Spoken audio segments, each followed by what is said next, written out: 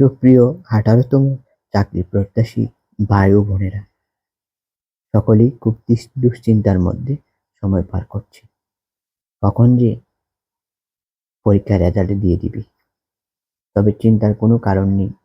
তবে আজকে আমরা জানতে পাচ্ছি দ্য ডেইলি ক্যাম্পাস থেকে শিক্ষক নিয়োগে ষষ্ঠ গণবিজ্ঞপ্তি হবে।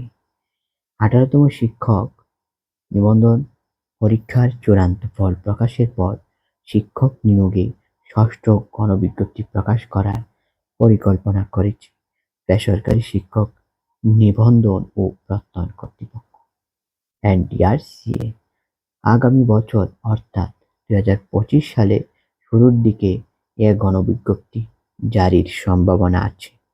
এ নিয়োগের জন্য শিক্ষা প্রতিষ্ঠানের ই-রেজিস্ট্রেশন ও প্রোফাইল হালনাগাদ কার্যক্রম শুরু হয়েছে। শূন্য পদের তথ্য সংগ্রহ ও 18তম শিক্ষক নিবন্ধনের চূড়ান্ত ফল প্রকাশের পর এর গণবিজ্ঞপ্তি জারি হবে বলে জানিয়েছে সরকারি সংস্থাটির কর্মকর্তারা। আর এ তথ্য নিশ্চিত করেছেন নতুন সচিব এএমএম রিজওয়ানুল হক তার ডেইলি ক্যাম্পাসকে তথ্য দিয়ে নিশ্চিত করেছে। এক প্রশ্নের জবাবে তিনি বলেন, আমরা শূন্য পদের তথ্য সংগ্রহে ই-রেজিস্ট্রেশন কার্যক্রম শুরু করেছি। এরপর শূন্য পদের তথ্য সংগ্রহ করা হবে। 18তম শিক্ষক নিবন্ধনের চূড়ান্ত ফল প্রকাশের পর শিক্ষক নিয়োগে ফের গণবিজ্ঞপ্তি জারির পরিকল্পনা আছে। সেভাবেই কাজ চলছে।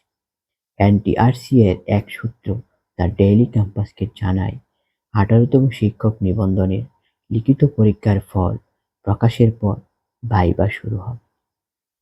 এবার প্রার্থী বেশি, তাই ভাইবার সময় কিছুটা লাগবে। সার্বিক বিবেচনায় আগামী বছরের শুরুর দিকে নতুন শিক্ষক নিয়োগে গণবিজ্ঞপ্তি জারির সম্ভাবনা আছে। এই হলো আজকের আপডেট। আমাদের সাথেই থাকুন।